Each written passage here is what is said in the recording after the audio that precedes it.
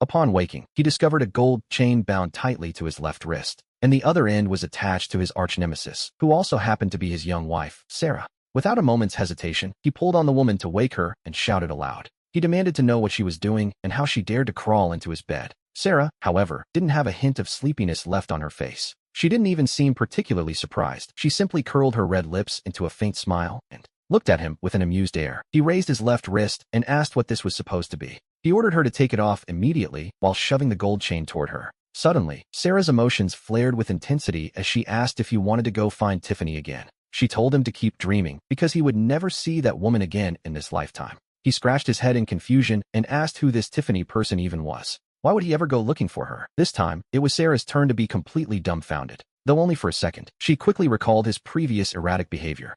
Seeing that she wouldn't answer, he began to observe his surroundings, a very large room, filled with the kind of decor that looked incredibly expensive. Sarah assumed he was losing his mind again and offered a sarcastic remark, asking if he planned to hit her over the head with a vase again. He ignored her provocations and finished his quick survey of the environment. He had countless questions, starting with where on earth they actually were. He asked if it was her house, though he remembered her place looking nothing like this. Furthermore, he wondered how he got there and why he was tied to her in the first place. Why are we sleeping in the same bed? What exactly have you done to me? And this gold chain, is it just an alloy? I assume it isn't even real gold. Do you really not know where we are? Did you buy a house in secret without telling me? And what is the meaning of this? Why are you refusing to show it to me? Suddenly, we see something strange, a line of semi-transparent characters appearing out of thin air. Here we go again. The male lead is pretending to have amnesia once more to deceive his antagonist wife. Let's have a second of silence for my boss, Sarah. How long will it last this time? I bet he won't make it past a single day. The daughter has surely figured it out by now. This is the third time he's pulled this act. To be perfectly honest, there is no way the daughter is going to believe him again. By the way, has Tiffany even made an appearance today? No, that's a bad review. What is so great about the female lead anyway? Can we please just look at our poor secondary wife for a moment? The male lead, the female lead, and the antagonist wife, it's quite the trio. He understood every word individually, but together, they sent a chill down his spine.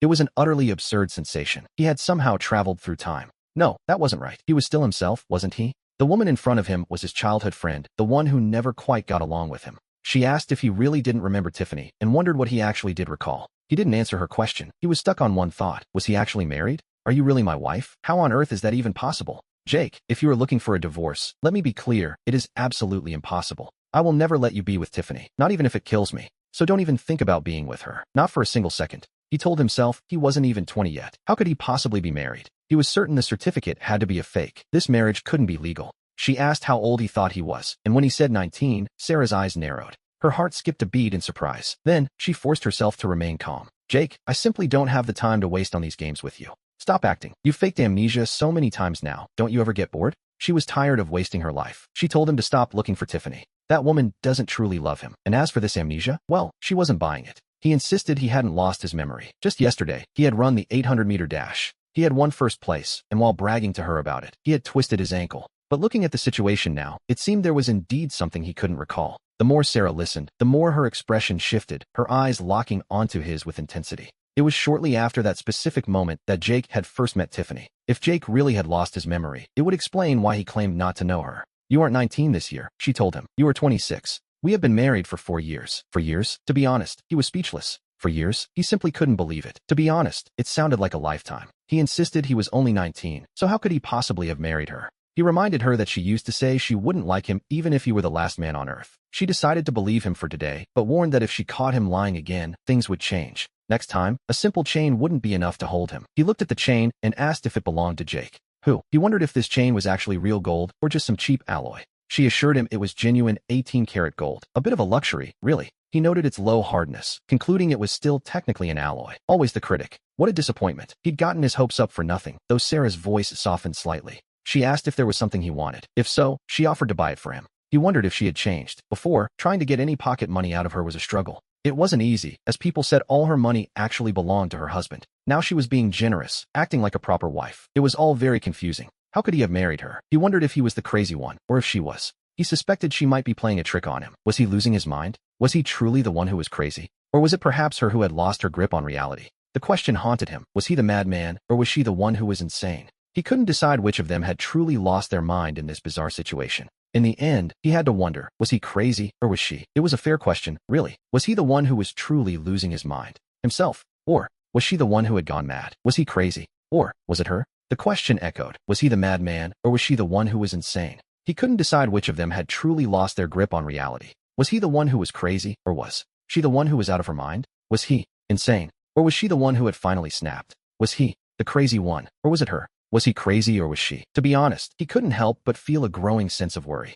Every time the master engaged in these antics, it was always to help the young corporation win new projects. And while the young corporation didn't just have the Shaw Corporation as a competitor, the Shaw Corporation was, without a doubt, their most formidable rival. The assistant had also heard about the strange events that unfolded with her this morning, and he couldn't help but feel a wave of concern, especially if the Scott Corporation was pushed aside. Without them, there would be no one left to truly challenge the young corporation. He asked her what she thought, wondering if the master might simply be faking it. Could it be a trap to make her lower her guard before he strikes at tonight's party? The master had already ruined so many of the Scott Corporation's deals, yet she always remained devoted to him. She had even sacrificed massive profits, leaving the company's shareholders feeling quite disgruntled. Despite everything, he refused to grant a divorce. The man was clearly blind. He failed to see the wonderful wife right in front of him, choosing instead to chase an opportunist. Deep down, the assistant felt that Sarah Scott deserved much better than this treatment. If such a betrayal was truly coming, she knew she had to prepare a backup plan in advance. No matter what happened, she was determined that they had to win this time. She wouldn't let the master's unpredictable moves throw her off her course. Sarah knew she was right. Later at home, after eating and drinking to her heart's content, she finally collapsed onto the bed. And to be perfectly honest, this bed was absolutely massive, covered in silk sheets that felt incredibly soft and smooth. The mattress was wonderfully plush, and it was even one of those smart, adjustable models. She felt so comfortable that she didn't see any reason to even go to the living room. In the past, both the York family and the Scott family were well-off, middle-class households. Furniture of this quality was something they could easily afford, which was a small comfort. But those middle-class comforts definitely didn't include a villa of this massive scale. We still don't quite understand how this young woman, Sarah, became so wealthy so suddenly. Who could possibly earn money that fast? We see the comments on the screen scrolling by in real time. But they are mostly trivial things, nonsense, really, without any substantial information. So she preferred not to look at them. She hadn't been on her phone long when a new message arrived. It was from Mike. He told her that today's project was incredibly important. He insisted she help him hold Sarah back, promising they would marry once he defeated the Scott Corporation. She was utterly confused by this. Meanwhile, we look at the comments floating in the air. The viewers wondered how the lead could still have the nerve to try and deceive the hero like this. Some were sure he would accept, believing he still loved her deeply.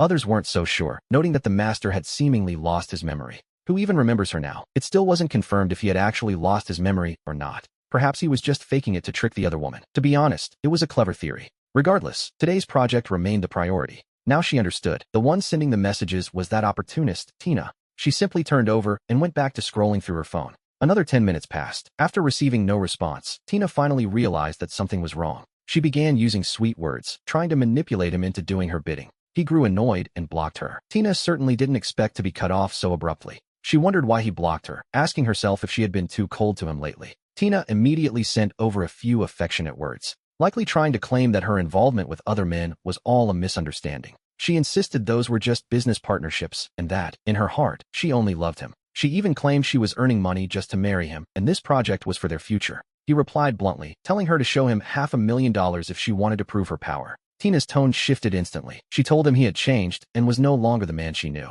She lamented that he used to be so pure, innocent, and kind, not materialistic at all. To her, he had been like fresh snow, but she wondered if Sarah had finally corrupted him. She insisted Sarah was a bad influence and that he needed to get away from her immediately. She claimed she was fighting for their shared future, which was a bold move, to say the least. She asked why he couldn't just understand her, leaving him in a state of genuine self-doubt. He murmured to himself, wondering if he could truly ever love a woman so self-interested. He questioned if he was trapped in a fictional story or if his memory loss was playing tricks on him. But regardless of the circumstances, he knew it was impossible for him to care for someone like her. To be honest, he simply didn't have the energy to keep arguing with such a delusional person. And so, he blocked her number as well and went back to scrolling through his phone in peace. On the way to the bidding event, the head housekeeper of the residence called Sarah. Sarah answered, calling her mother out of habit, though she barely had time to ask why she was calling. The housekeeper sounded panicked, reporting that her son-in-law was home vomiting with severe stomach pains. He was apparently rolling on the floor in agony. Naturally, her first thought was the family doctor.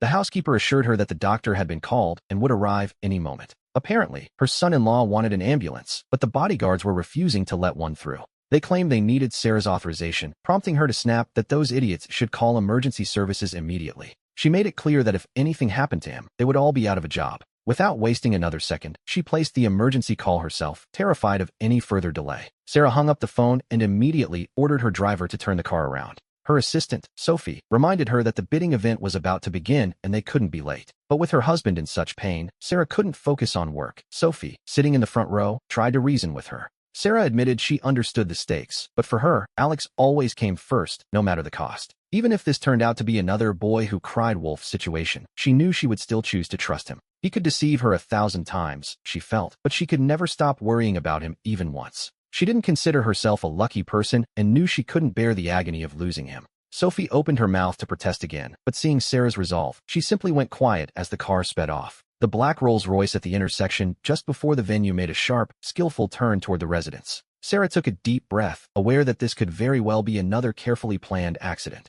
The timing was far too convenient, to be honest, and it felt like a trap to keep her from the bidding. Yet, she found herself unable to ignore it. She simply couldn't take that risk with his life. She didn't dare to gamble on his safety, even if the same trick had been played 100 times before. On the 101st time, she would still run to Alex without a moment's hesitation. Just then, her phone vibrated with a message from the housekeeper. The ambulance had arrived to take him away. As her son-in-law was rushed to the hospital, Sarah quickly worked on her tablet to manage the details of postponing the bidding.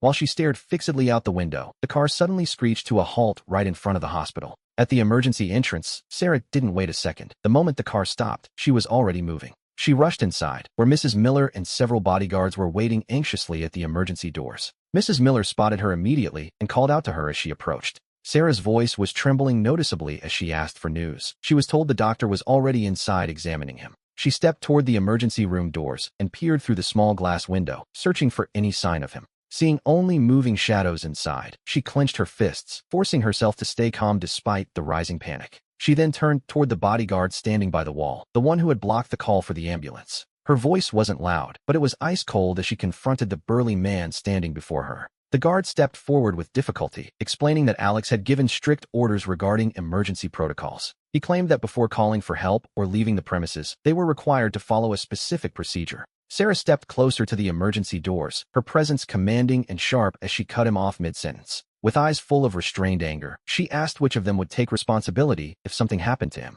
The bodyguards fell silent, not daring to argue with her in such a state of clear resolve. Just then, the emergency room door swung open and a doctor stepped out. Sarah was by his side in an instant. She desperately asked how her husband was doing, and the doctor diagnosed it as acute gastroenteritis. It appeared the patient was far too thin and usually ate very little, but this time, he had consumed too much at once. This had overloaded his stomach, causing severe spasms and vomiting, which explained the sudden collapse. The doctor assured her that medication had been administered, the pain had subsided, and he was now stable under observation. The doctor assured her there was no long-term problem. Her heart, which had been hanging by a thread, finally settled back into her chest. What followed was a wave of weakness and a sudden sense of detachment, but above all, a profound clarity for Sarah. She let out a long, shaky sigh of relief. "Thank you, doctor," she whispered. "Can I go in to see him now?" The doctor agreed, though he reminded her that the patient needed absolute rest and quiet. Sarah simply nodded in understanding. She gently pushed open the emergency room door, leaving the chaos of the hospital staff behind as she approached the bedside.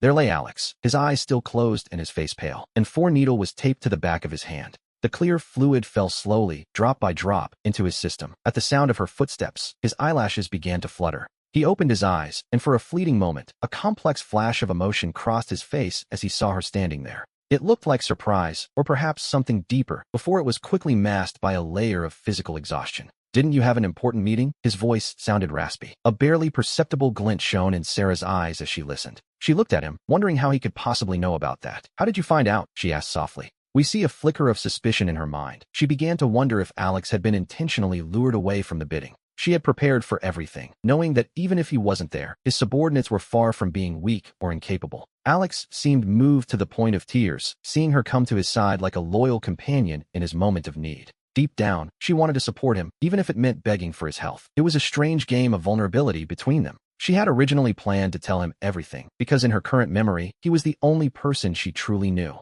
She mentioned receiving a message on her phone earlier, a cryptic warning asking her to keep him away from the event. The message had been urgent, suggesting there were things she must do to prevent them from being caught in a trap. It was a confusing situation, almost as if fate was playing a game with them that they didn't quite understand yet. This lingering anguish was a heavy burden, yet she felt a strange agitation as she looked at the man resting before her. Everything seemed to be settled for the moment, or at least as settled as things ever are in these situations. That particular moment hung in the air, heavy with the weight of things left unsaid. He didn't know how to say no, even when he knew exactly what he had to do. It was a selfish impulse, naturally, and things changed drastically from there. It all came down to a single, difficult choice. And here we see her gaze darken once again as the reality of the situation set in. After reading the messages, it was just as he had said. She didn't accept the offer. Instead, she came straight to the hospital. It was pure coincidence, really. He felt he had looked too thin at 26 and simply wanted to eat more to compensate. But who could have known he would be this fragile now? Sarah hadn't heard him speak this much in a very long time. He seemed desperate to tell her everything, down to the smallest and most insignificant details of his life. It was as if he had truly forgotten the person he used to be, hoping she could finally see him clearly again. And so, Sarah stayed by his side in the hospital, watching over him while the four-drip did its work. Outside, the night was as dark as ink. Occasionally, the quiet footsteps of nurses echoed through the hallway. The medicine dripped steadily into the bottle, almost as if it were measuring the passage of time itself. Alex lay back against the raised bed. He was still pale, yet his eyes shone with an unusual, searching intensity. It was as if he were trying to pull a forgotten past out of the fog. He began to ask her about everything. He wanted to know about those 6 missing years, everything he had forgotten. At first, Sarah only gave brief answers. She even tried to change the subject. To her, those 6 years represented a mountain of unspoken words and silences. They were years spent watching him walk towards someone else, a painful reality she had to endure alone. Deep down, she was buried in envy and helplessness, feelings that had very nearly consumed her entirely. They were the most unpleasant years of their lives. She didn't want to mention them, not a single word, but every memory lingered.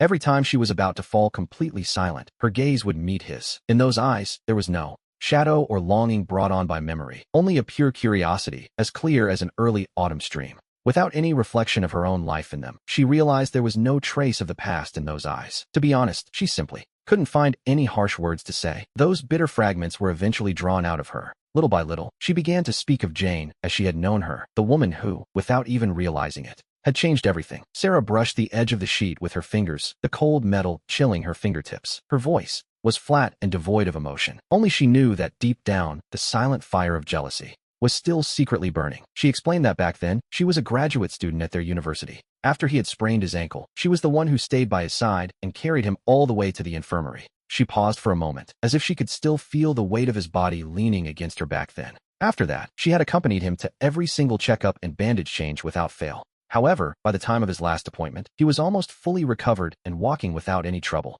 That day, she was busy and couldn't go with him to the hospital, and that, as it turned out, was when he met her. It was only a single absence. She had always been by his side, never straying even a single step. But she couldn't win against fate. A seemingly casual arrangement led Alex to fall in love with another woman at first sight. Even now, she remembered it like a thorn stuck in the most tender part of her heart. And then, as if he were listening to a story that had absolutely nothing to do with him, he learned how he began keeping secrets. From that day on, he was constantly hiding things, acting distracted. Her own project was at a critical stage, leaving her so busy she lost track of day and night. By the time she finally had the energy to find him, he came running to tell her the news. He had planned to propose to Jane. In the hospital room, a heavy silence suddenly fell. Only the faint hum of the machines could be heard. He asked how they ended up married. Frowning slowly, he repeated the question that had been haunting him since he woke at dawn. It was the one doubt that truly bewildered him. Then, we learned the truth he discovered. Jane wasn't just flirting with him. Crucially, she already had a fiancé arranged by her family. In a fit of anger, he came to Sarah to marry her immediately, looking like a lost puppy. Out of compassion, she accepted. The truth was that Jane had lied, wanting something she couldn't have. When Jane finally felt deep regret, Sarah gave him a chance. But then, a realization hit him. He wondered if she was just the other woman. Suddenly, he sat up straight in his bed. His voice erupted with a somber fury, and even the 4-needle in his hand shifted slightly. As he spoke, he felt a wave of disbelief followed by a crushing sense of numbness. He didn't know what face to make as he asked her about these past 6 years. He desperately wanted her answer, and even more, he wondered what the world would say. But in this story, the childhood friend can never seem to beat the woman who appears suddenly. It seems the second choice didn't lose unfairly. The lead is often false with everyone else. She is only sincere with the protagonist, even while she flirts with everyone around her. We see how many times Alex has broken down because of her. Jane, as a powerful heiress, is surrounded by rivals and illegitimate heirs, and naturally, she must secure her power first. Her reason is pure strategy. Except for her feelings for him, everything is just a game. It was all a game. So, he wondered why she never canceled her engagement for him. When the protagonist was harassed online and labeled a homewrecker, she simply hid away again. It's hard to call that love, yet the online comments were debating the matter quite heatedly. We listened to Sarah's concise but information-packed narrative about Jane's past over these last 6 years. In his mind, a complete picture was finally forming, a cliché and painful story, after all. She was ambitious and desperate for family power, but she couldn't let go of her own feelings. So, on one hand, she deceived him with promises of true love while keeping her fiancé. She maintained that engagement for the benefits, taking advantage of both men until it all unraveled. He took the brunt of the criticism, while the person claiming to love him wouldn't defend him. This plot feels exactly like an old-fashioned, melodramatic romance novel, which is never a good sign. He truly couldn't understand how someone so foolish could actually be him. It wasn't his style. Deep down, he wondered how he could have been so incredibly dumb during those years. The 4-drip finally ran dry, and at last, he could leave the hospital's scent of disinfectant. His gaze fell upon those 2 car keys, and for a moment, his eyes lit up.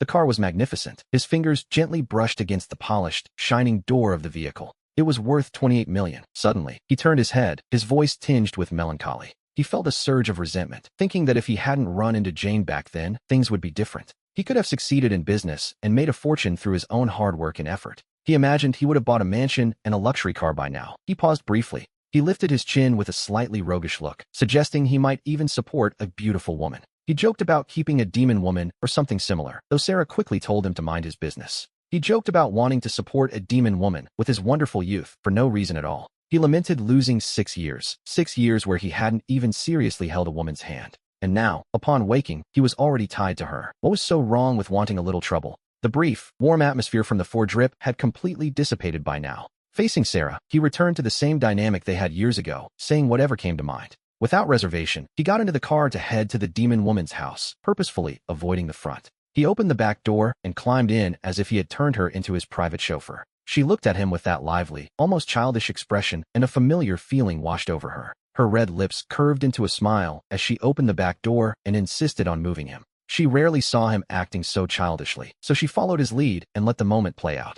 She guided him into the passenger seat, asking if he truly took her for a mere driver. He told her she should be happy to drive a young master like him, and Sarah said nothing more. She seemed to speak in silence, like a shadow, as she drove him toward the mansion. Upon arriving, he climbed the steps, letting Sarah pull him along with stubborn persistence. The servants waiting at the entrance had never seen the young lady and the young man so intimate. Previously, they would only exchange cold glares or argue heatedly with one another. But today, their attitudes had shifted. One complained while the other simply smiled. It seemed the relationship of this young couple was finally showing signs of a long-awaited thaw. Sarah took him by the arm as they crossed the hallway and entered the master bedroom. She sat him down on the bed while she blushed, a sudden tenderness that left him momentarily stunned. He remarked that she had changed quite a bit, though he expected her to claim she was the elder one. He reminded her they were the same age, with her being only a week older, which led to a predictable conclusion. She asked if he was indirectly calling her old, before Sarah turned and walked toward the wardrobe with a smile. She told him to go bathe first, as they would be sleeping together tonight. His thoughts immediately began to wander, imagining exactly what might happen after that bath. He cautiously asked if she still intended to chain him up to prevent a midnight escape. He joked that this was illegal detention and threatened to call the police, but she simply told him to go ahead. She pointed out they were legally married and would just tell the police it was part of their private games. She doubted they would intervene, leaving him to mutter that Sarah truly was a woman without any shame. When he finally emerged from the bathroom, wearing only his pajamas, Sarah seemed strangely flustered. She gave an awkward smile, stood up, and hurried into the bathroom herself just as the room fell quiet. At that moment, the phone screen on the nightstand lit up with a message from the director. The bidding results were in, they had won, and the rival Jones family had been completely shut out. Sarah finished her bath quickly and dried off, but when she pushed the door open, the bedroom was empty. There was no trace of him, and Sarah's breath hitched as if she had suddenly fallen into a hole of ice. She wondered if Alex had deceived her again, vanishing from her world just when things seemed right. With a slight tremble, she called out to him, but there was no response, and a sense of dread began to choke her.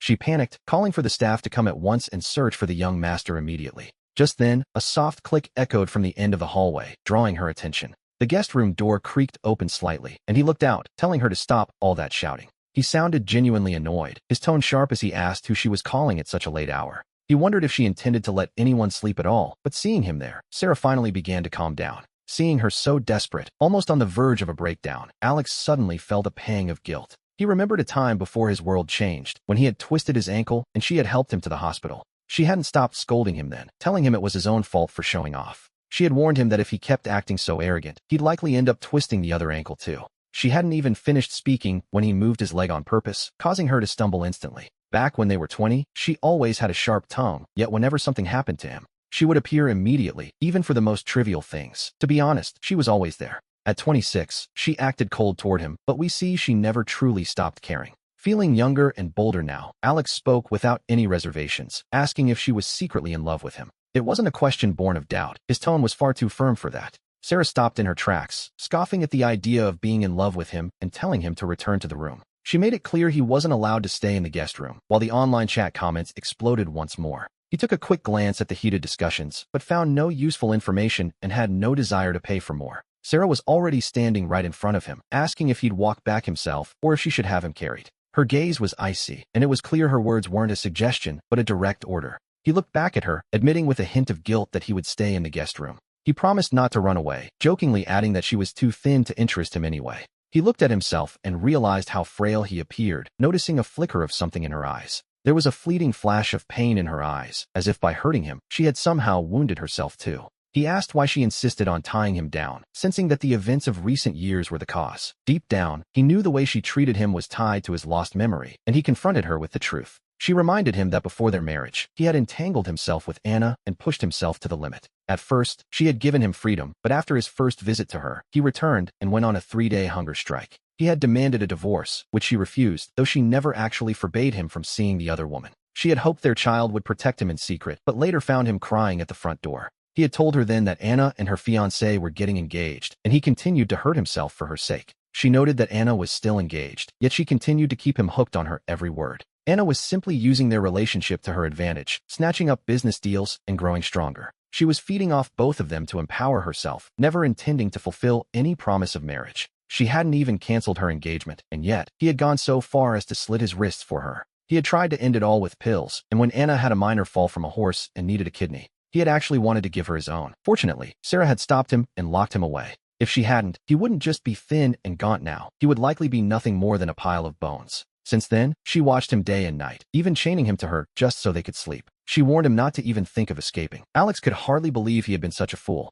The more he listened, the darker his expression became, as he began to sink into a deep sense of doubt. He began to wonder if the author of this world story had some sort of serious psychological problem. He couldn't empathize with his past self, but he didn't dwell on it. After all, he had forgotten it all anyway. She decided it was better to defend herself now, explaining that she told him all this to prevent a sudden memory from triggering another dramatic outburst. She insisted that he must return with her and stop resisting. To be honest, her persistence was starting to wear him down. He told her he wasn't interested, yet deep down, he felt moved by her affection and the fact that she hadn't abandoned him. Through all those years, despite her sharp tongue, she was the only family he had left who truly stayed by his side. He finally relented, admitting that he didn't even seem to care about his own well-being as much as she did. She led him to the master bedroom and, with practiced skill, chained them together, keeping her word to stay on her side. And yet, sleep eluded him. Even though the bed was incredibly comfortable, his mind remained wide awake. Exhausted from the day's shocks, she simply told him to go to sleep quickly, which, naturally, was easier said than done.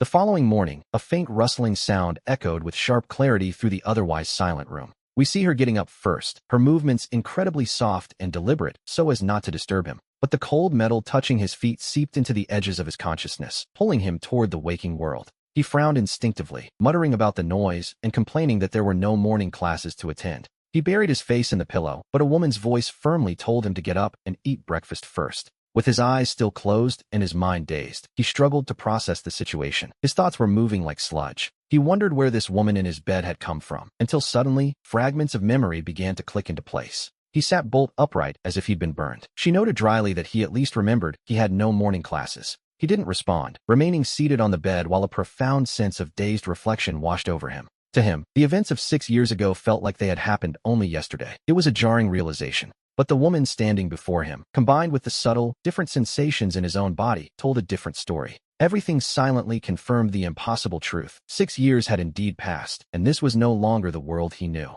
It was a strange sort of amnesia, really. He could recall the most distant details with perfect clarity. Yet the middle ground, those long 6 years, was a total blank. A far more bizarre thought, something straight out of science fiction, began to take hold. What if he had actually traveled through time? Sophie told him to come down for breakfast, warning him to eat lightly so he wouldn't end up in the hospital again. He offered a non-committal grunt, watching her slender figure disappear as the door clicked shut behind her. Suddenly, he let himself fall back, pulling the quilt over his head as he lay there in the shadows, still wrestling with that impossible theory. But then, a voice whispered, "Sorry, I'm late." He jumped under the covers instantly, his eyes darting around the empty room with sharp, frantic intensity. He demanded to know who was there, only for the voice to reply that it wasn't in the room, but in his head. Auditory hallucinations? To be honest, he was starting to worry this was the first sign of schizophrenia. Unable to stay calm, he threw off the quilt and leaped out of bed in a blind panic. He ran out of the room barefoot, clutching his head as he bolted down the stairs, desperate to escape that phantom voice. Sophie, who was quietly eating breakfast in the dining room,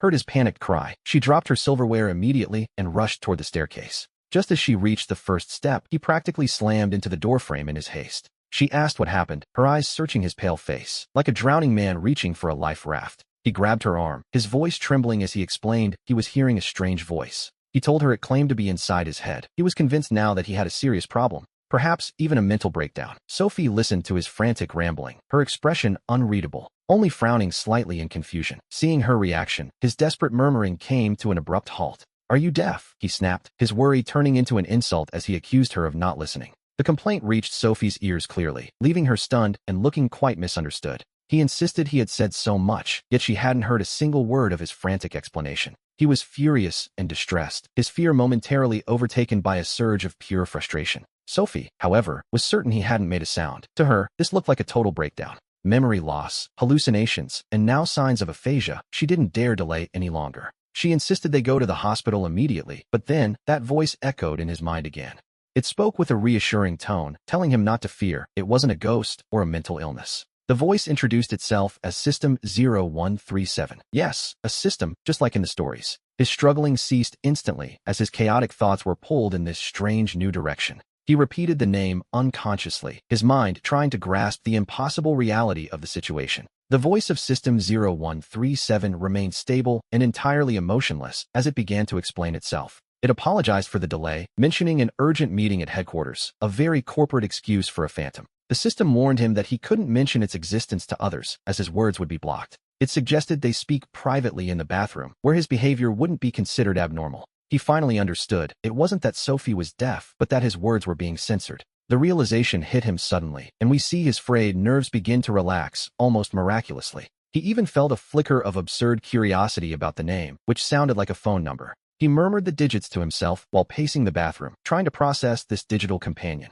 System 0137 remained silent for a moment before directly projecting a simple emoji into his mind. He was stunned to find emojis appearing in his mind, nearly shouting in surprise as he opened his eyes. Our protagonist, Jake, was suddenly pulled back to reality by Sophie's urgent, worried calling of his name. She watched the rapidly shifting expressions on his face, and we see her anxiety finally reach its breaking point. Yesterday, it was memory loss. Today, aphasia and auditory hallucinations. To her, the situation looked increasingly dire. Staring into space with such strange expressions, these accumulating symptoms were anything but encouraging for poor Sophie. She insisted they go to the hospital immediately, but Jake had recovered enough to see the raw determination in her eyes. He quickly waved his hand in dismissal, trying his best to mask his confusion with a look of normalcy. He assured her everything was fine, claiming he was simply a bit irritable after waking up so abruptly. His mind was still a bit foggy, he admitted, but he suggested they just go have breakfast since he was hungry. Sophie was still hesitant to leave for work, so she decided to call the family doctor instead.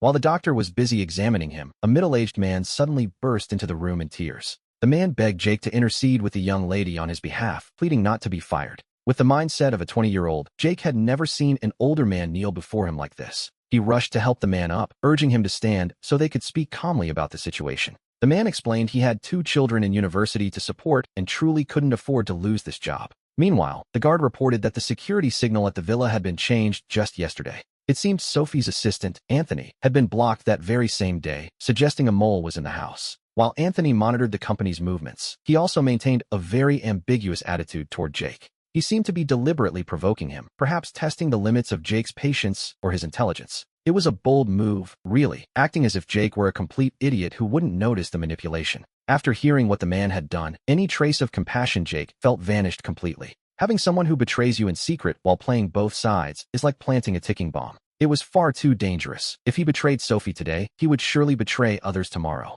Today it was leaking information, but tomorrow it could be something far worse, even life-threatening. Jake told him that if he couldn't afford to leave, he'd be paid a standard market severance. However, if he continued to cause trouble, Jake threatened to sue him for violating internal regulations. The guard relayed these words exactly, and we see Sophie's cold expression begin to change.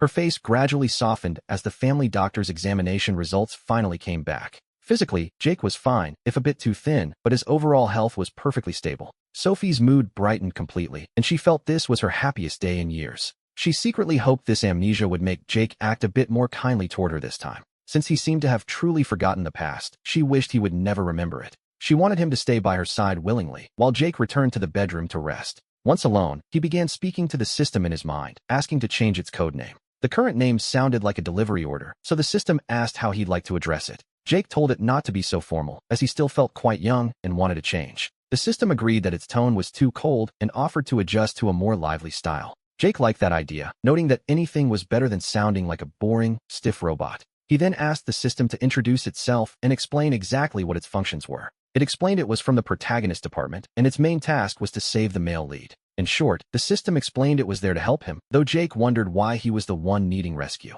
Sophie had him locked away and was hurting him, but the system had something even more important to reveal first. It told him he needed to prepare himself mentally, because the world they were in was actually a novel. Jake calmly replied that he already knew, which left the system baffled since it had only just arrived. It hadn't said a word yet, and wondered if other characters had told him, or if he'd simply believed a random rumor. That didn't seem right either, so Jake explained that he could actually see the floating comments from the readers. Apparently, this was a system error, a glitch that occurred when Jake was called back to a meeting just yesterday. He had accidentally activated the bullet chat function, and that was how he had learned the truth about this world.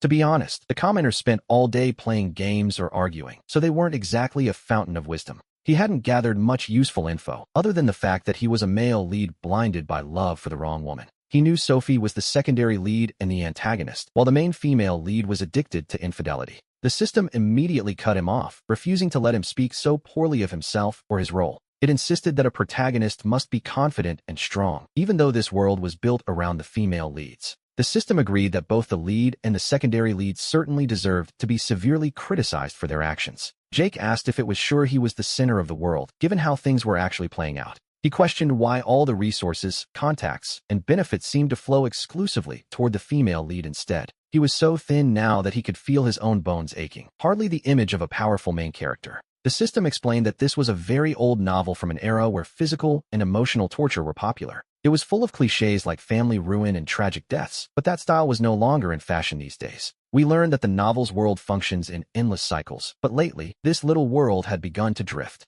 The world had drifted off course, especially during the last cycle after the secondary lead finally snapped. She had killed the main female lead outright before taking her own life right in front of Jake. With all the main characters dead, the world was forced to reset, leading us into this current cycle. Now, the secondary lead's actions are showing anomalies again, but Jake suddenly interrupted the system. He was stunned, wondering how he could possibly be the protagonist if he ended up dead. He questioned who the real center of this world was, suspecting the female lead was the author's favorite. It felt as though the male lead was just an afterthought, an adopted child of the plot, so to speak. He demanded to know why his death was treated as a mandatory requirement for the story. Deep down, he felt that if he had to die, he should at least take that woman, Tina, with him. Suddenly, System 0137 began to buzz, detecting a surge of chaotic emotions from its host. An alarm sounded as the system urged Jake to calm down before he did something reckless. It reminded him that it was there to help him achieve a truly happy ending this time. Jake scoffed, realizing that if correcting the plot meant a happy ending with Tina, he wasn't interested. In fact, he felt it would be much simpler to just go and end her life right now. He wondered who could possibly enjoy such a disgusting ending with a woman like her. To be honest, spending an entire lifetime with someone like that sounded more like a prison sentence. The system tried to soothe him, explaining that the male protagonist department was currently undergoing a major upgrade. It turns out those old, tragic cliches are no longer the standard for a successful story. Jake was told he could decide his own fate, perhaps even letting the secondary lead take the spotlight. Or, he could choose the path of the powerful solo lead, leaving all romantic entanglements behind. That sounded much better to him, as he truly hoped for a happy ending filled with family and genuine joy. He decided to name the system Buddy. It seemed like a fitting choice for a partner, didn't it? The system agreed, noting that the ultimate goal was to achieve a life of total fulfillment and happiness. He suggested they cooperate well, though he still hadn't been told exactly what functions the system possessed. He asked how it planned to help him, noting that the floating comment feature was helpful, but also quite a burden. To be honest, the constant arguing and shifting sides of the commenters was becoming a real nuisance. Buddy was quick to apologize, offering a sincere expression of regret to its host. It offered to turn the feature off immediately, should he wish to view it at a later time instead. He could adjust the settings later. For now, he needed to follow the main plot to reach his happy ending. we see that every time he reaches a new stage in the story, special rewards can be unlocked. The final prize was twofold. If he chose to stay single, he could live out his days in total peace. Growing old together with a partner also counted as a grand prize, which was a nice touch, really. But he wondered what would happen if he had bad luck and the person he chose eventually betrayed him. The system assured him he could change his choice at any time, a very convenient safety net, indeed. Any new person he selected would simply inherit the status of the grand prize partner. The protagonist system, after all, was designed to always put the interests of the protagonist first. Jake felt reasonably satisfied with that answer, yet a few nagging questions still remained in his mind. Just 2 days ago he was still in college, and now, suddenly, he had been married for 4 years. He demanded to know why this was happening, while the system scrambled to find a proper explanation. It explained that at the start of the story, it had taken him to headquarters to link with the old system. Naturally, the characters within the novel have no memory of the system's headquarters. Buddy admitted that the process of updating the system had simply taken far too long. The two of them should have arrived 6 years ago, but the headquarters network stalled. This delayed the update, and as we know, 1 day at headquarters equals a year here. The system had hoped to go back and fix it, perhaps to the moment of the wedding,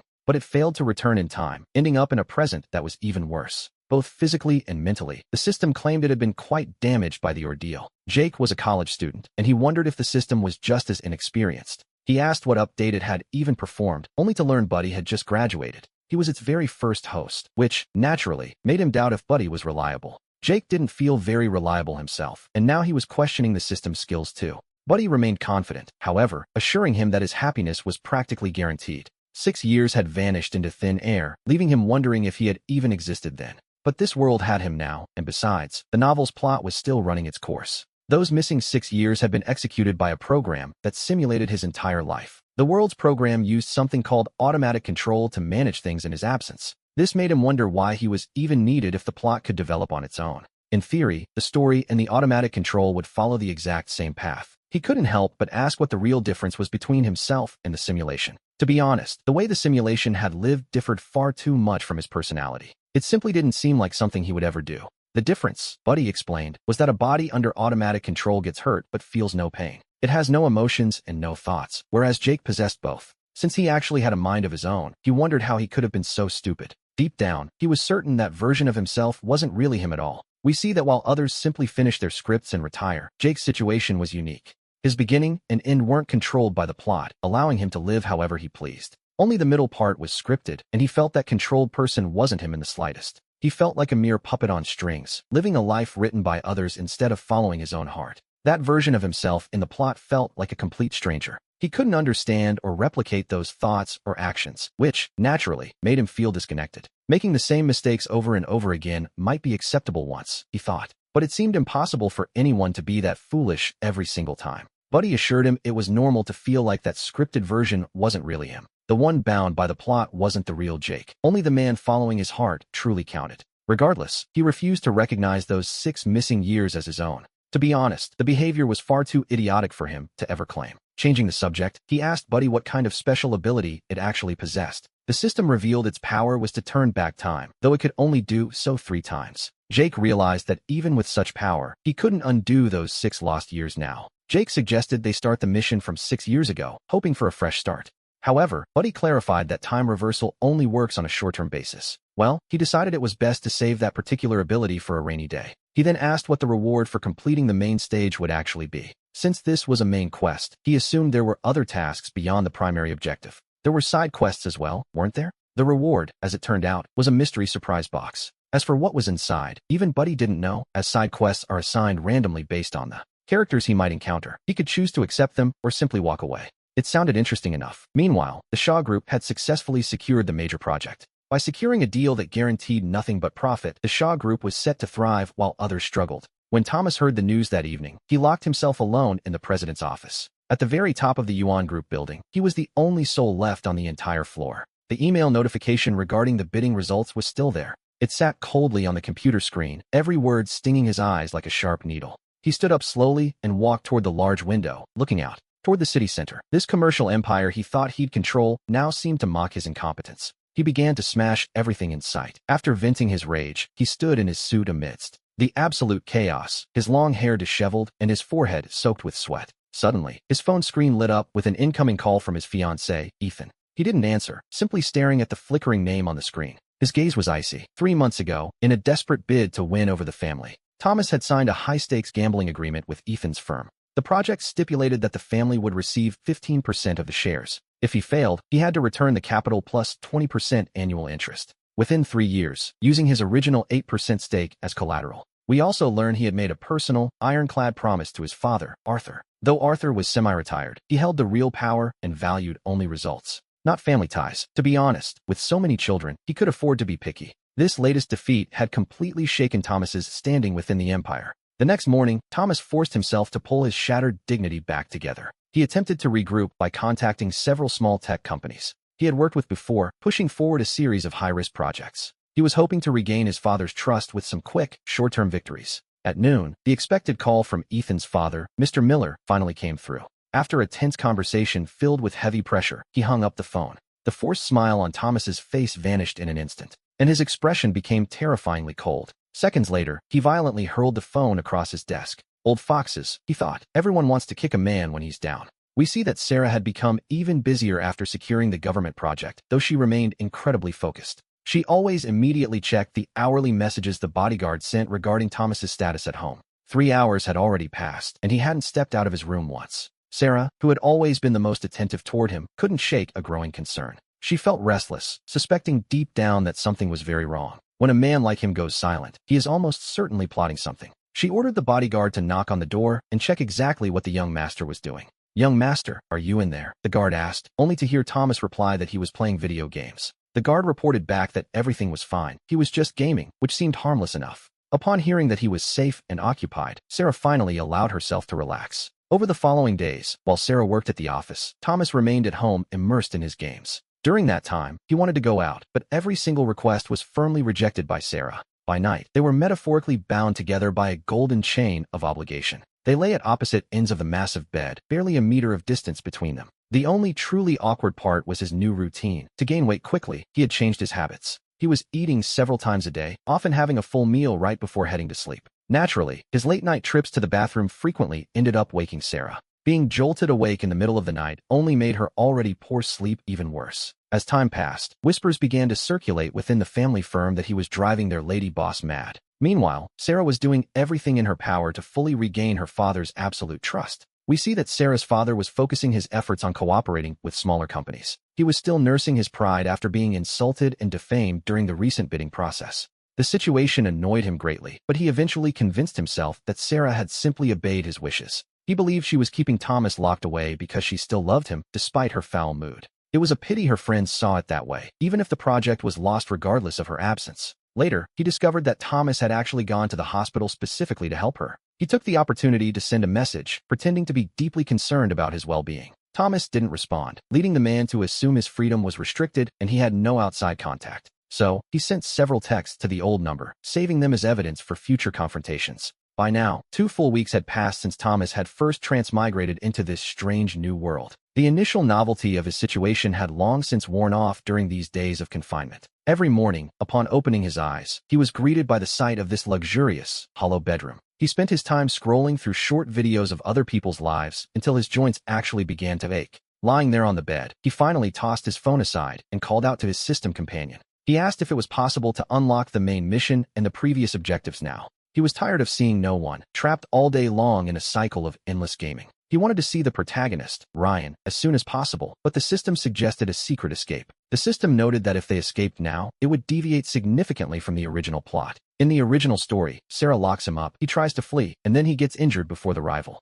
Then Sarah catches him again. With a body this weak, he feared he might simply die halfway through. The system agreed, noting that he should focus on recovering his health first, as it was the foundation for everything. Regardless of the task at hand, he would certainly need a much better physique to succeed. The system then reminded him that if he managed to return to a normal weight, he would reach a milestone. Specifically, he would complete the first stage of his overall happiness objective. Thomas was surprised to learn that simply regaining his health was considered a formal part of the mission. But as the system pointed out, physical and mental well-being are the first steps toward any happy ending. He wondered what the actual standard for health was, or if there were any specific metrics to meet. The system explained that he needed to meet basic health indicators and remain free of other illnesses. For Thomas, this essentially meant one thing. He desperately needed to gain some weight. He lamented that despite trying for half a month, he had only managed to gain a few measly pounds.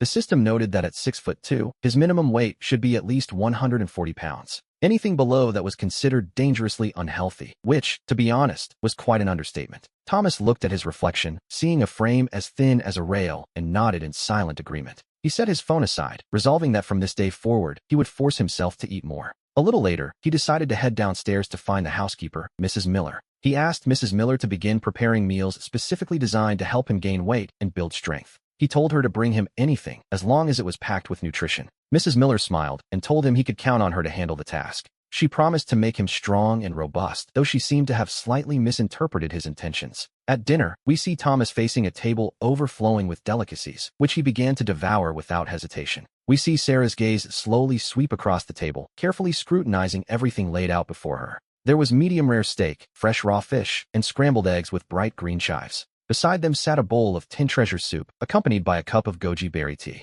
The combination was truly strange and eye-catching, to say the very least. Mrs. Miller explained that Thomas had given specific instructions that afternoon, stating that from now on, she was to prepare invigorating meals designed to strengthen his blood and vital energy. Sarah's lips tightened as she wondered what on earth Thomas was thinking with this new regimen. She watched as he devoured the food with his head down, clutching an oyster in one hand while slurping it back. With his other hand, he speared a large piece of meat and stuffed it into his mouth. Sarah closed her eyes for a brief moment before dismissing Mrs. Miller from the room. The dining room fell silent except for the light clinking of cutlery as Thomas continued his feast. To him, the soup tasted exceptionally delicious tonight. He let out a loud burp without any sense of decorum, while Sarah watched him with a look of pure disbelief. It was clear his only focus was the food, completely devoid of any other hidden meaning. Suddenly, she felt that her previous suspicions about his behavior had been nothing more than her own illusion. She picked up her utensils and, with a natural expression, finally began to eat alongside him. He urged her to eat faster, noting that if she didn't hurry, he would finish everything himself. With that, he served himself another full bowl of soup, fully committed to his plan to gain weight.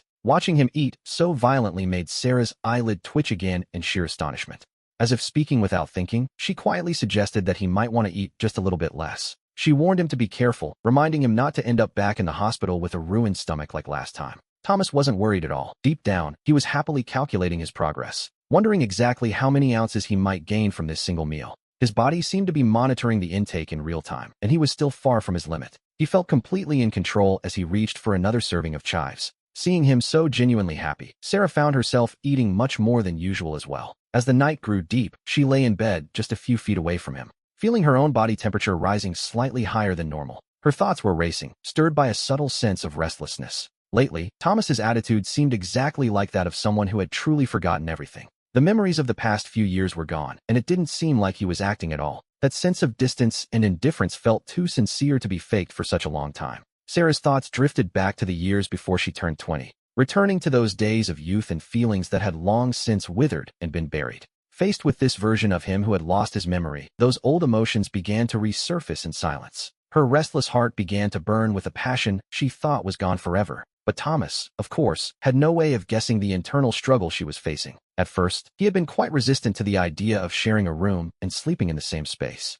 However, after 2 weeks of living together, he slowly began to realize that Sarah simply didn't want him to have any contact with the outside world. She only wanted to keep him safe. Aside from that, in all other matters, she seemed to have no other ulterior motives. And so, a week of peace passed by. Since he was eating so much every day, Thomas's weight increased noticeably. His arms and legs, which had been quite thin before, now had a healthy layer of muscle and flesh. One morning, we see him secretly step onto the scale and watch the needle settle steadily at 110 pounds. He couldn't help but crack a smile, admiring his progress from left to right in the mirror. But Sarah, who had been accompanying him through every step of this progress, felt as if a silent, restless fire had been ignited deep within her own body. At first, she simply tossed and turned in bed at night. After all, she was far from being physically frail. Later, this turned into a subtle form of torture. She often woke up startled in the middle of the night, and could only, by the dim light, silently watch Thomas as he slept soundly right beside her. He, of course, noticed absolutely nothing, seeing him like that, completely lost in sleep. The burning irritation in her heart finally transformed into a quiet sense of resignation. She told herself to take it slow. She didn't have the heart to wake him while he slept so peacefully, nor did she want to force herself into a cold shower, much less explain the situation to him. On another night, that familiar, suffocating heat returned, feeling more intense than ever before. Sarah felt a cold sweat breaking out at her temples as the restlessness took hold. She gently lifted the blanket, took the key, and unfastened the chain from her hand. Thomas, half asleep, rolled toward the center of the bed, his skin brushing against her arm. She nearly fled the room, rushing into the bathroom to escape the sudden proximity. To clear his mind of any strange thoughts, he woke up remembering nothing of what had happened the night before. As was his custom, he went downstairs to have breakfast. Sarah, seeing him looking so much healthier, felt a wave of genuine happiness. He told her that he was getting bored at home and really wanted to go out. Beyond that, he felt it was finally time to find himself a job. Spending all day in her house just didn't feel right to him anymore. Hearing him describe his situation that way, Sarah couldn't help but smile. Thomas was still the same as ever. When he became determined, he didn't hold back, even against himself. He knew she preferred him staying inside, but he felt like he was growing mold. He was no longer the man who would let himself waste away over a woman. At 20 years old, he wanted to be positive, work hard, and live with purpose. He just wanted a job. Any job would do, really. If there was something he didn't know, he was confident he could learn it step by step. He didn't want to be kept locked away in the house like some sort of pet. To be honest, he was starting to feel more like a stray cat than a person. Deep down, he felt incredible. This was who he was truly meant to be. Without a doubt, the version of him tied down by past drama wasn't the real Thomas. While others might praise him, his only goal was to be the master of his own life. He didn't need to be perfect, just to have the right to decide for himself. And right now, what he wanted most was a job to rejoin society. He wanted to be independent and autonomous, to finally be himself again. It had been years since he had seen her like this. Oh yes, quite a long time indeed. She told him he would work as her assistant, staying by her side at all times. There was no other option, and Sarah made that clear with a sharp, angry frown. She snapped at him, asking what he was looking at and why he had that expression. She questioned his attitude, though deep down, he knew she was right and agreed. Just the thought of being with her 24 hours a day made him feel a certain way. She asked if that was enough to make him happy, fearing he might still deceive her. She worried he would use work as an excuse to secretly go looking for Tiffany again. In her mind, he would end up a disaster, and she would have to save him again. He suddenly remembered the comments from the previous cycle of his life. They said he had killed Tiffany and then left everything behind to be with Sarah. To be honest, he didn't truly believe that Sarah had deep feelings for him. After all, their relationship had always been perfectly ordinary and nothing more. Even now, a simple breakfast together often ended in a petty little argument. During the first 20 years of their lives, this happened quite often. They couldn't exchange more than 2 words without starting a fight. And after fighting for a while, they would simply find something else to argue about. He found it difficult to imagine why she would ever make a decision like that. He wondered if Sarah, much like Tiffany, was also suffering in her own way. He questioned if someone truly had to die before a person could understand their own heart. He finally gave in, telling her he understood and would simply be her assistant as she wished. A little later, the sleek black car came to a firm, decisive halt. In front of the corporate headquarters, the employees passing by couldn't help but slow their pace. The door opened, and Sarah stepped out first, radiating her usual cold and serene presence. Every eye in the vicinity immediately fixed on the man standing right beside her. Sarah, acting as if she didn't notice the burning curiosity around them, remained perfectly composed. She took his hand and led him directly toward the president's private elevator. The moment they were out of earshot, the crowd erupted into whispers they could barely contain.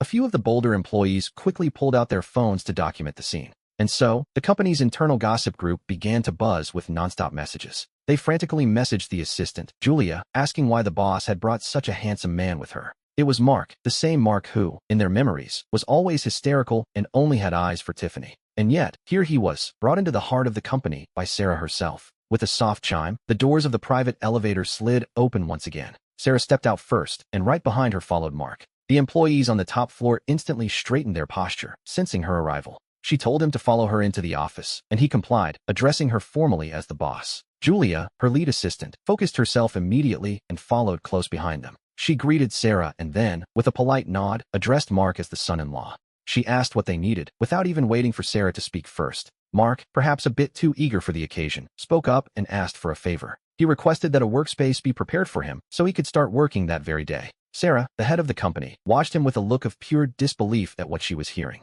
The idea that this son-in-law, who usually only brought trouble, wanted to work was quite a shock. It sounded like a fever dream, and Julia instinctively turned toward Sarah for some kind of explanation. She searched for confirmation, and Sarah gave a nearly imperceptible nod of agreement. Sarah ordered a desk to be placed in her own office, starting him off with simple tasks. But Mark had other ideas, insisting he wanted to sit outside with everyone else. Sarah simply told him to do as he was told, and his request was flatly denied. She warned him that if he used work as an excuse to sneak away, he would be grounded. He wouldn't be allowed to step foot outside again. As he left the office, he met dozens of curious eyes. The employees hadn't had time to look away, and their gazes locked in the middle of the room. The atmosphere became subtle and strange, thick with the weight of so much unspoken curiosity. As their eyes met, the air in the office grew noticeably and awkwardly heavy. But Mark, strangely enough, felt as though he had finally found his own people. A wide, bright smile spread across his face as he began to approach the group. In a clear, friendly voice, he offered a warm hello to everyone standing there.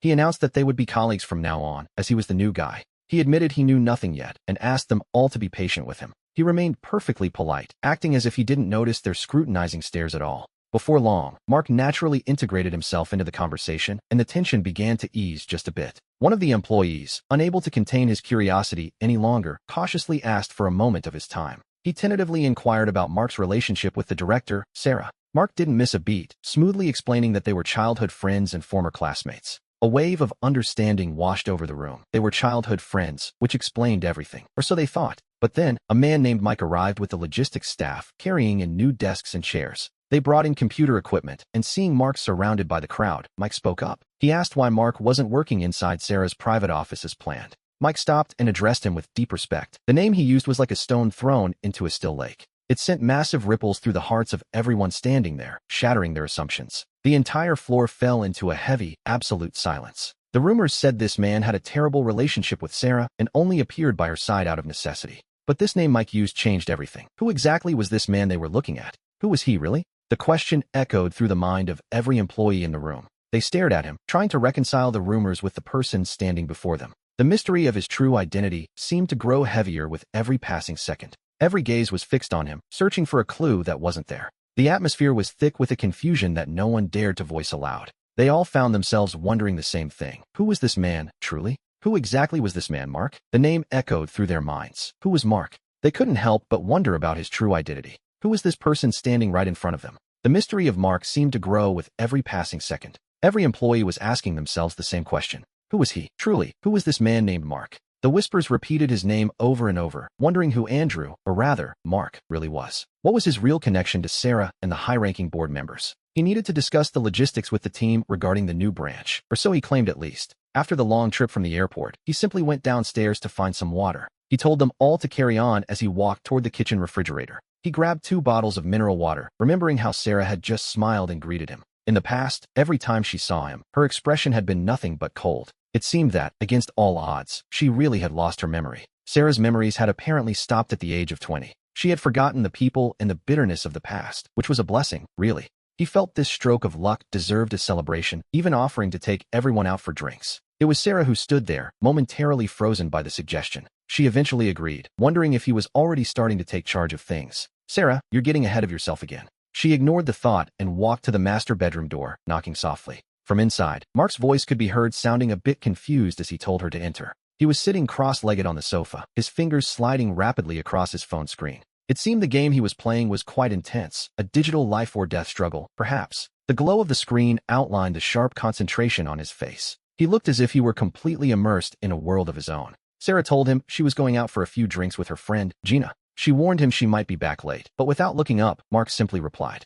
He told her that was fine, noting that he didn't exactly have her on a leash. The moment he finished speaking, Sarah's body tensed up almost imperceptibly. That casual remark pierced through her like a sharp needle. She wanted to say something, but the words seemed to get stuck in her throat. They turned into a bitter silence. She just gave him a deep look and said nothing. Then she gently closed the door. Later, at the bar, the lights were dim and blurry. The heavy bass thumping against their eardrums was the only thing Sarah would listen to. She quickly downed 2 glasses of strong liquor, prompting Gina to tell her to slow down. Her friend wondered what could have upset her so much in such a short time. As the 3rd glass reached her lips, Sarah tilted her head back and emptied it in one gulp. She wondered if he really should be keeping her locked away like that. We see her friend arguing that he is simply protecting her, reminding him how she used to run straight to Tiffany. Back then, she was always causing trouble, and he was always the one left to clean up the mess. Now that she's lost her memory and things are so uncertain, they have to be even more careful. He worried she might cause another scene, admitting she hated being restrained, and she certainly didn't like him. Mark stared at the amber liquid swirling in his glass, lost in thought. To be honest, he looked exhausted. It was clear enough, wasn't it? But at least for now, she wasn't making any more public scandals. This meant they could finally take things slow, one step at a time. A rare moment of peace. Love cannot be rushed, after all. Mark, acting as if he hadn't heard a word, poured himself another drink. Gina shook her head, realizing she was destined to be the designated drinking companion for the rest of the night. Their striking appearance had already drawn the attention of several people in the dimly lit bar. A little later, a slender man decided to make his move. He was quite confident, it seemed. He approached with a glass in hand and slid into the empty seat right next to Mark. He remarked on the two beautiful women before him, suggesting it was far too boring to drink alone. Gina quickly cut him off, apologizing and firmly stating that her friend was already married. The man persisted, claiming even married people could make friends, especially since Sarah looked so upset. He suggested they talk for a while, but Sarah repeated that she was married. The man's smile froze instantly. He pointedly glanced at her ringless fingers, assuming she had simply taken it off to be here. He guessed she was in a bad mood because of a fight with her husband. A classic assumption, really. He told her she needed to relax, suggesting that her husband was likely out having his own fun elsewhere. It was a bold claim, and one that Sarah didn't particularly want to hear right then.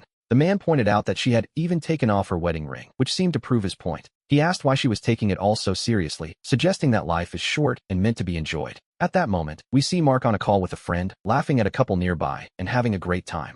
Suddenly, for no apparent reason, he let out a loud sneeze that interrupted his own fun. He wondered who could be thinking about him as he rubbed his nose, feeling a bit puzzled. Sarah muttered under her breath as the temperature around her seemed to drop to zero, telling the man to get lost. The man, intimidated by the sudden shift in the air, was left speechless and fled in terror from her cold, fierce gaze. Sarah let out a sigh of relief, but then she found herself staring fixedly at her own right hand. Her ring finger was empty, a silent reminder that her marriage to Mark had been a fragile thing. It had been a hollow arrangement from the start. He had never loved her then, and he never would. That certainty burned in her chest more fiercely than any liquor she had consumed that night. Sarah said nothing more. As she finished glass after glass, Gina felt a growing tightness in her own chest. She didn't know how to comfort her friend, so she eventually called her staff to ensure Sarah got home safely. The night was deep when the driver helped Sarah out of the car, the darkness wrapping around them. The night breeze seemed to clear her mind for a fleeting second, though her steps remained quite unsteady. She pushed away the hand Gina offered her and stumbled into the mansion, heading for the stairs. Seeing that there was nothing more she could do, Gina finally decided to head home for the night.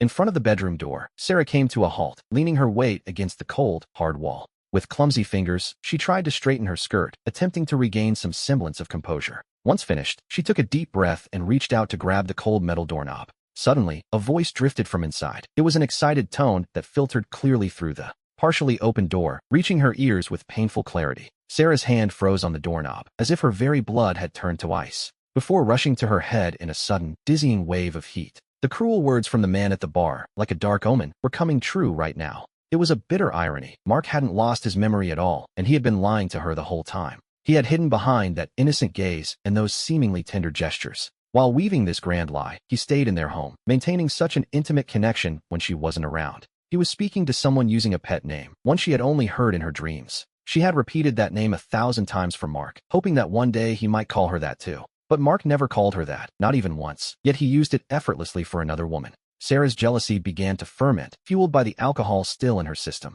The drunkenness that had started to fade was now replaced by a surge of uncontrollable rage. The humiliation of being deceived rose to her eyes, devouring the very last shred of her reason. With a heavy heart, she shoved the door open, letting the warm, soft light from inside spill out. The brightness contrasted sharply with the dim hallway where we see Mark lying on the bed with headphones. He was sliding his fingers quickly across the screen, visibly startled by the sudden, loud intrusion. He jerked his head up, and for a moment, the remnants of a relaxed smile still lingered on his face. It was the look of someone enjoying a game with a friend, but Sarah just stood there with her cheeks abnormally flushed, her eyes filled with a desperate redness he had never seen before. Her usual cold and dignified air had vanished completely, replaced by the look of a beast. Cornered and mortally wounded, she stared at him with trembling lips and finally let out a sob-choked accusation, asking how he could deceive her when he hadn't lost his memory at all. Mark, utterly bewildered, sat up and insisted he had never lied to her. She didn't believe him, demanding to know who he was calling my love just a moment ago. She accused him of faking everything, his amnesia, his kindness, and his affection. In her mind, he was just pretending to depend on her while secretly staying in touch with his ex. Suddenly, the realization hit Mark. Between a laugh and a sigh, he held up his phone. He asked if this was what she meant, caught between amusement and disbelief at the situation. He showed her the screen, explaining that his love was actually just a male teammate in his game. He had just scored a kill in the match and was simply celebrating his good luck. It was a classic misunderstanding, really. Sarah stood there, completely paralyzed as she woke up. From her drunken stupor, the fury in her eyes froze and her expression slowly began to shift. She stared at the game interface on his phone and then looked back at his innocent face. The flush in her cheeks vanished instantly, leaving her face pale with sudden embarrassment. Mark softened his voice, telling her he understood her fears about his past returning. He explained that the person who was once willing to die for another woman wasn't truly him. He felt like a puppet controlled by a script back then. Now, his memory stopped at age 20. He only remembered them being sworn rivals who always argued. Sarah turned her face away, her shoulders trembling. She refused to look at him, yet she didn't try to contradict him. Mark got out of bed and walked toward her, explaining that the man who once would have died for Tina wasn't really him, but a puppet controlled by a script. Now, his memory stopped at the age of 20, and all he could recall was that they had been sworn rivals since childhood, always arguing. He remembered a sports day when he won the race but twisted his ankle, and it was Sarah who carried him to the clinic while cursing him out, offering a stubborn kind of love he couldn't help but rely on. He recalled how she used to be tough on the outside but soft within. To be honest, she hadn't changed much. Back then, she'd claim she didn't want to help, yet she'd secretly give him money. He asked if she remembered, saying that even if every other man on earth died, she'd never like him. It was just her temper talking, and he knew it. He reached out and gently wiped away her tears with clumsy but careful movements. Over these last 15 days, he had seen clearly how she tried to bind him with her words. She was terrified he would leave or get hurt, yet she consistently provided him with the very best life. She had even walked away from a major business deal for him, and despite suspecting he might be faking, she always came running to his side. In his eyes, she wasn't a villain at all. She was simply the most foolishly selfless person in the world, the one who protected him most. She lifted her head, and her tears fell onto the back of his hand, burning with a sudden, searing heat. She whispered, asking if he truly wouldn't go back to look for Tina ever again. He wondered why he would ever seek out someone like that, a woman who kept him hanging and used him, trampling his feelings while using his family's influence to climb the social ladder. She had never even given him a single sincere word in return for his devotion. Only a madman would choose to get involved with her again, and Mark was far from crazy. He explained that the person from before wasn't really him, but now, he had finally become himself. He promised to distance himself from toxic people, and deep down, Mark felt truly incredible. He chose not to untie her yet, ignoring the system as he gently took Sarah's hand. And then, we see him lead her over to sit beside him on the edge of the bed. On behalf of the man he used to be, he offered her a sincere and long overdue apology. That version of him had made her suffer for 6 years, causing countless sleepless nights despite her love. She had been forced to use threats just to keep him near, but he promised that from this day forward, Mark would never let Sarah shed another single tear of sadness. Overwhelmed, Sarah threw herself into his arms, wrapping her hands tightly around his waist. She hid her face in the crook of his neck, seeking the comfort she had lacked for so long. 6 years of suppressed grievances finally burst forth as she wept like a heartbroken child. He gently patted her back, his heart filled with a newfound and profound tenderness. What Sarah called threats were never truly about control, but rather, they were her way of saving him. If she hadn't held on so stubbornly, that version of him controlled by the script would have likely perished long ago in a cycle of self-harm and utter despair. In her own clumsy and persistent way, she had been the one protecting his very life. He told her there was no need for chains anymore, as he no longer felt any fear. If she was still afraid, he promised to take her with him wherever he went. They would work together, and he would be right there to walk her home every single evening.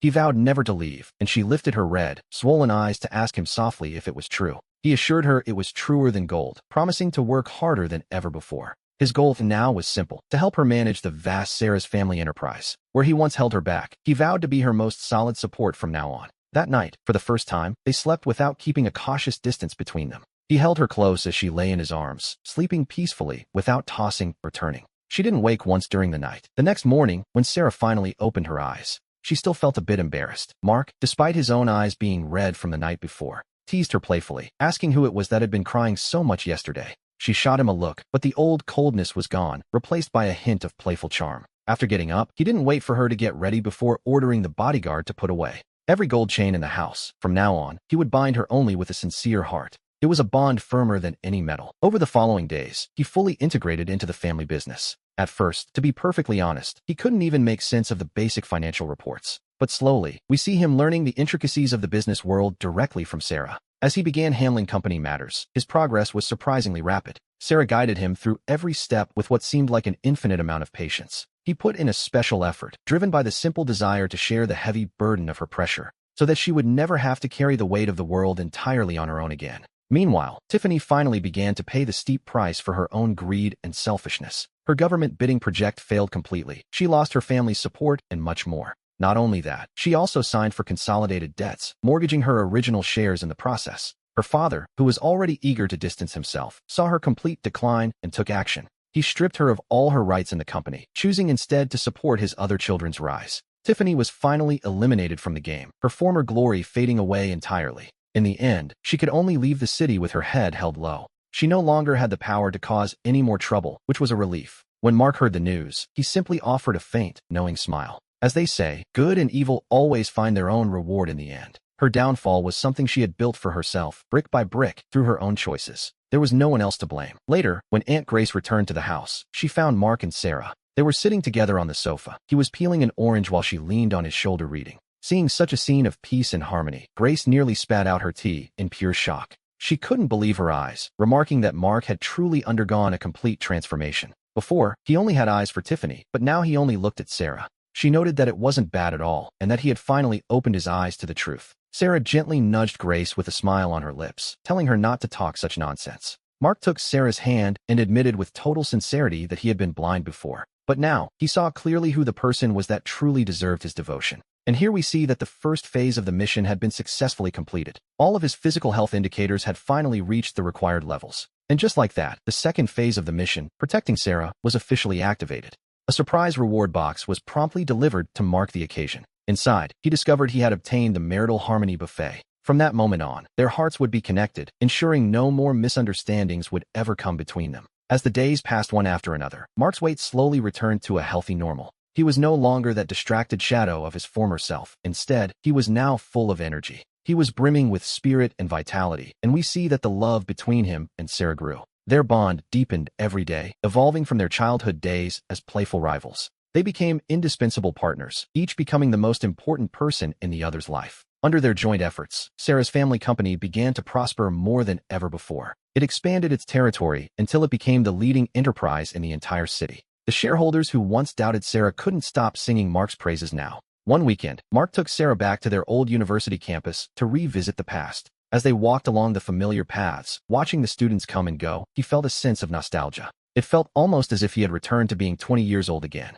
He stopped suddenly and looked at Sarah with deep affection, dropping to one knee as he reached into his pocket. He pulled out a diamond ring, which he had bought with the very first money he ever earned. He reminded her of when he was 20, and she helped him walk this path after he twisted his ankle. Now, at 26, he told her he wanted to take her hand and walk through life together forever. Their previous marriage had been born of spite, conformity, and accident, a messy beginning, to be sure. He told her that this time, he wanted to marry her for one simple reason, because he loved her. When he asked if she would marry him, Sarah's eyes welled with tears, and she nodded fervently. With a choked voice, she said yes. He placed the ring on her finger, stood up, and pulled her into a tight embrace. From this moment forward, we see that there would be no more talk of being mortal rivals. There was only a man and his wife, inseparable, destined to grow old together, which, to be honest, was exactly how it should be. In that moment, the system announced that the final mission had been successfully completed. The ultimate grand prize, titled Growing Old Together, was officially activated. It offered a final blessing for Mark and Sarah to enjoy a life full of happiness, peace, and prosperity. He held her close in his arms, his heart finally filled with a profound sense of satisfaction.